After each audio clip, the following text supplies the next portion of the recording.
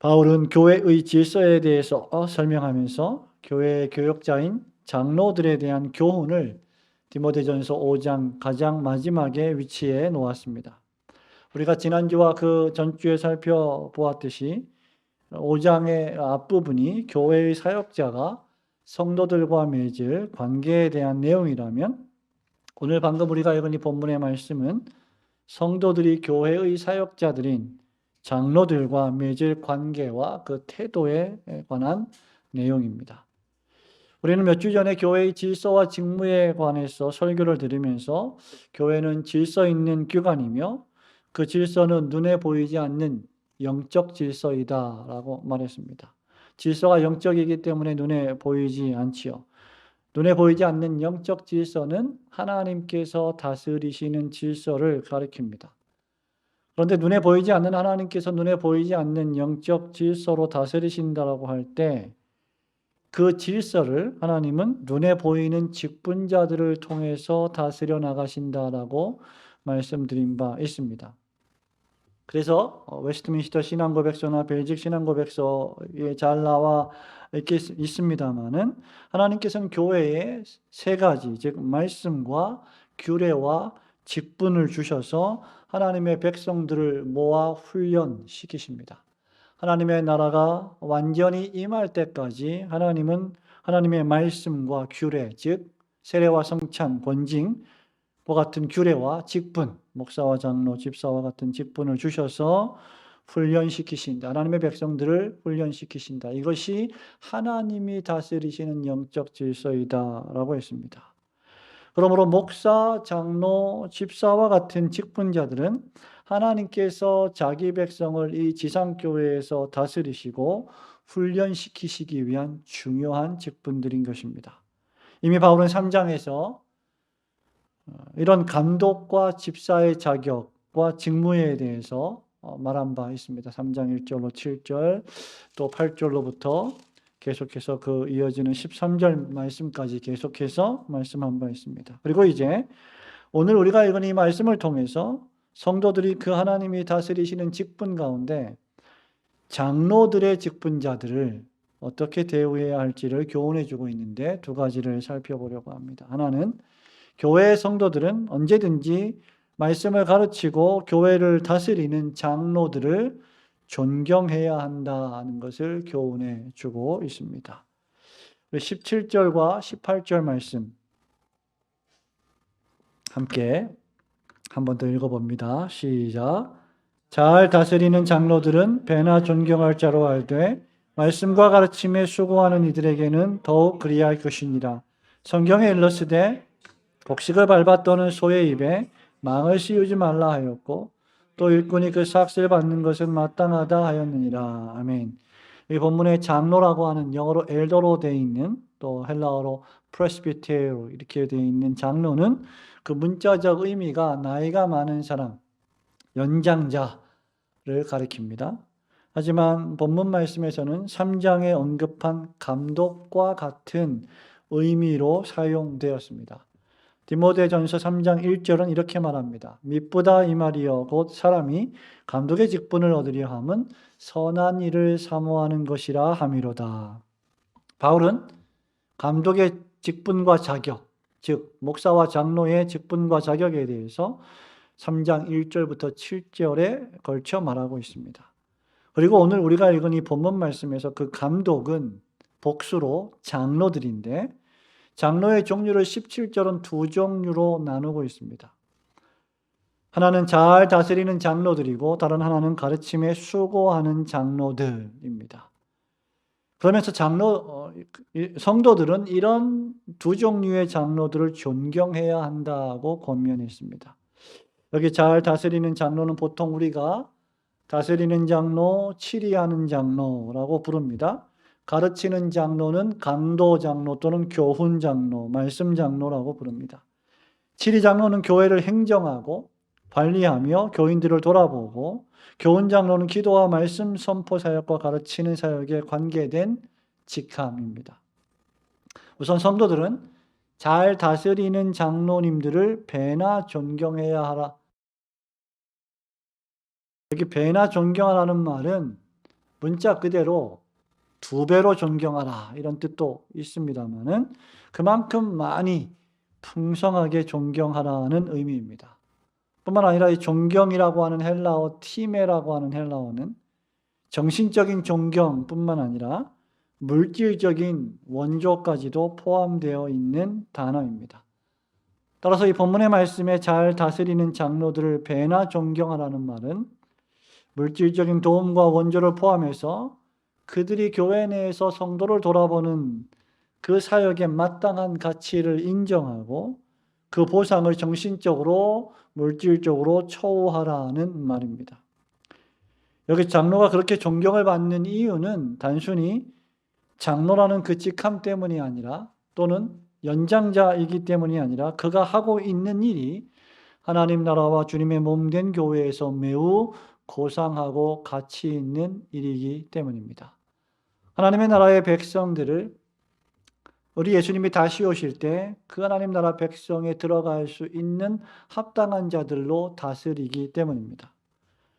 그리고 본문 말씀은 더 나아가서 말씀과 가르침에 수고하는 이들, 말씀과 가르침에 수고하는 장로들을 더 존경하라고 말합니다. 이는 교훈 장로, 말씀드린 바와 같이 설교 장로, 즉 목사를 더욱 귀히 여기라는 말입니다. 교훈 장로를 더 존경하라는 것은 그들의 직분이나 그 명예 때문이 아니라 그들이 하는 일, 즉 설교하고 가르치는 일이 매우 특별한 일이기 때문입니다. 설교하고 가르치는 자들은 그렇기에 다른 특별한 세속적 직업을 갖지 않고 이 일에 전무하기 때문에 적정하고도 특별한 보수가 책정되어야 합니다. 이러한 일을 하는 자들이 그 마땅한 삭을 받는 것은 자연 이치이며 당연한 것입니다. 신명기 25장 4절의 말씀을 인용하면서 곡식을 밟아 떠는 소의 입에 망을 씌우지 않고 그 일을 하게 하기 위해서 자유롭게 곡식을 먹게 하듯이 또 일꾼이 마땅히 그 삭을 받는 것처럼 다른 세속 직업을 갖지 않고 교회에서 말씀을 설교하며 가르치는 주의 일꾼들의 그 가치를 인정해 주는 것은 너무나도 당연하고 자연스러운 일입니다. 일하는 사람에게도 또는 일하는 소에게도 일하는 짐승에게도 먹이를 주는 것이 당연한데 하물며 하나님의 일을 하는 사역자에게 그 삭을 책정하여 주는 것은 얼마나 더 잘해야 하겠습니까? 종교개혁자 칼빈은 이에 대해서 이렇게 주석합니다. 자신들의 이익을 위해서 땀 흘리는 가축을 배고프게 내버려 두는 자들은 잔인하고 형평의 모든 주장을 망각하는 자들이라는 결론이 나온다. 하물며 그들을 위해 도저히 값으로는 되갚을 수 없는 일을 신령한 일을 하는 목사들에게 생계를 거절하는 자들의 배은망덕이 어떻게 용납되겠는가 이렇게 쓰고 있습니다. 교회가 성도가 사역자들을 너무 지나치게 과도하게 대하는 것도 문제이지만 사역자는 언제든지 하나님이 책임져 주시기 때문에 우리가 책임질 필요가 없다고 하는 것 역시 대단히 큰 문제일 것입니다.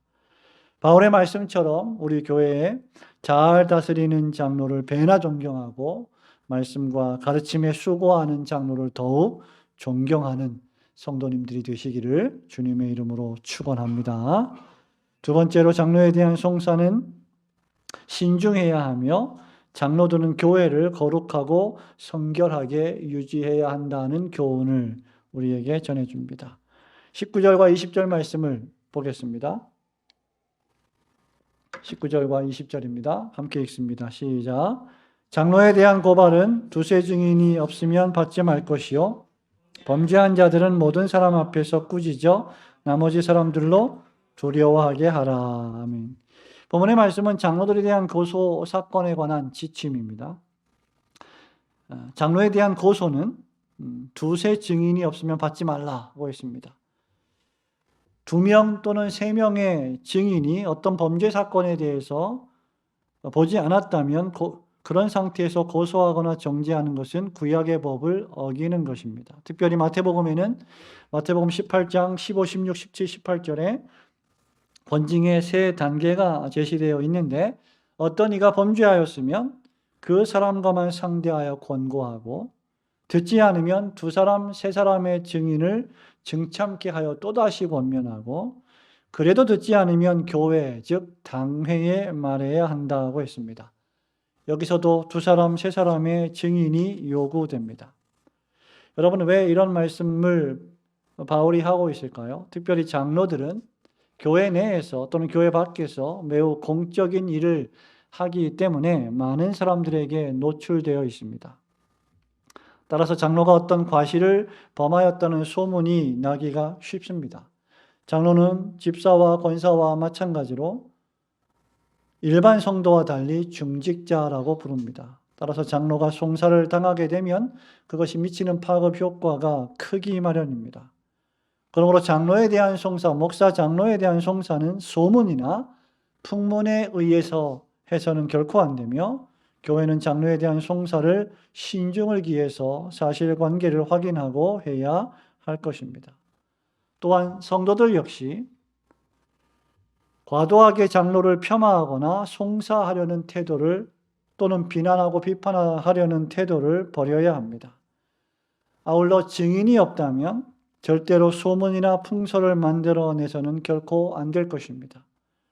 왜 그렇습니까? 그 이유는 경건한 장로와 경건한 목사들만큼 중상모략에 또 멸시에 내맡겨진 사람들도 없기 때문입니다.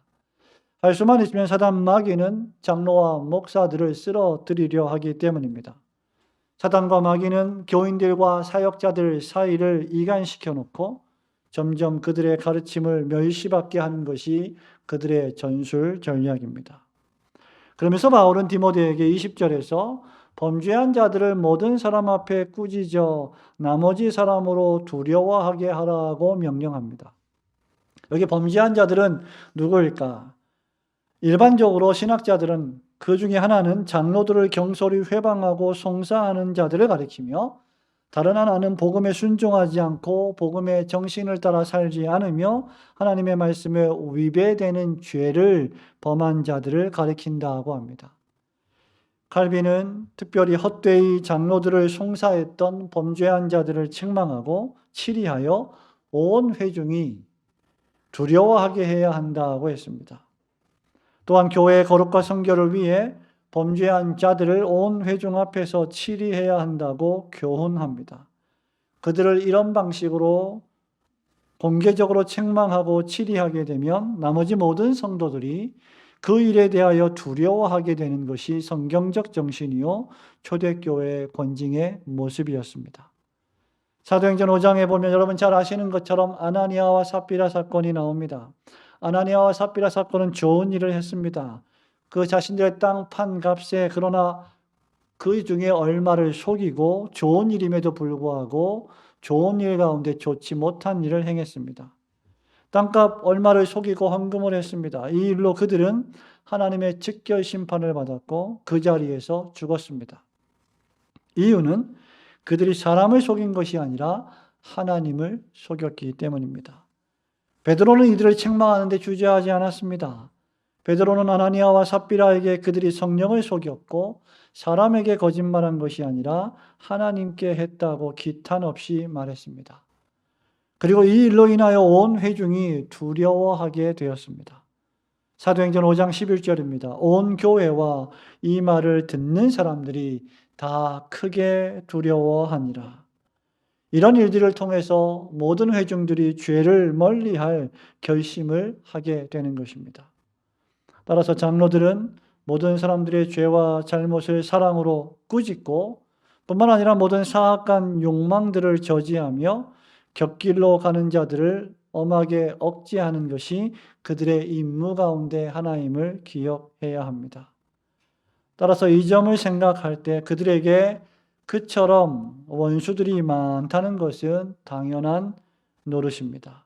그러나 그럴수록 교회의 장로와 감독들은 교회의 거룩과 성결을 위해 힘써야 할 것입니다.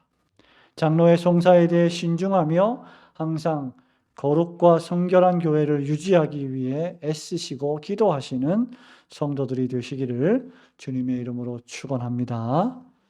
성도 여러분, 말씀을 맺습니다. 칼빈은 그의 유명한 책 기독교 강요에서 참된 교회의 표지, 참된 교회의 특징은 교인 수의 많고 적음에 있지 않고 그 교회의 거룩과 성결에 있다고 했습니다. 교인 수의 많고 적음이 문제가 아니라 그 교회가 거룩하고 성결한 그리스도 안에 있는 교회이냐가 중요하다는 것입니다. 사도 베드로는 베드로전서 1장 15절 16절에서 레위기 11장 45절을 인용하면서 이렇게 말합니다. 오직 너희를 부르신 거룩한 이처럼 너희도 내가 거룩하니 너희도 거룩할지어다 하셨느니라. 하나님께서는 교회를 교회 되게 하시기 위해 다스리는 장로와 가르치는 장로를 주셨습니다. 이 밖에 사랑으로 섬기고 봉사하는 집사의 직분도 주셨습니다. 또한 사역자들과 성도들을 위하여 늘 사랑으로 기도하는 권사의 직분도 주셨습니다. 모두가 다 교회를 교회답게 만들기 위해 봉사하는 직분들입니다. 그 가운데서 장로들의 직분은 아무리 강조해도 지나치지 않습니다. 그 스스로 장로였던 사도 베드로는 베드로전서 5장 1절부터 6절에서 이 장로된 자들이 어떻게 사역해야 하고 교회가 그들로 하여금 어떻게 사역하게 해야 할지를 이렇게 말하고 있습니다. 제가 읽어드립니다. 베드로전서 5장 1절로 6절입니다. 너희 중 장로들에게 권하노니 나는 함께 장로된 자요 그리스도의 고난의 증인이요 나타날 영광에 참여할 자니라. 너희 중에 있는 하나님의 양무리를 치되 억지로 하지 말고 하나님의 뜻을 따라 자원함으로 하며 더러운 이득을 위하여 하지 말고 기꺼이 하며 맡은 자들에게 주장하는 자세를 하지 말고 양무리의 본이 되라. 그리하면 목자장이 나타나실 때에 시들지 아니하는 영광의 관을 얻으리라. 젊은 자들아 이와 같이 장로들에게 순종하고 다 서로 겸손으로 허리를 동이라. 하나님은 교만한 자를 대적하시되 겸손한 자들에게는 은혜를 주시느니라. 그러므로 하나님의 능하신 손 아래에서 겸손하라. 때가 되면 너희를 높이시리라. 아멘. 우리 교회가 하나님의 말씀과 정신의 법도로 더욱 하나님 말씀을 잘 가르치고 그 말씀대로 다스리는 신실한 장로들이 더욱 많아지는 교회가 되기를 주님의 이름으로 축원합니다.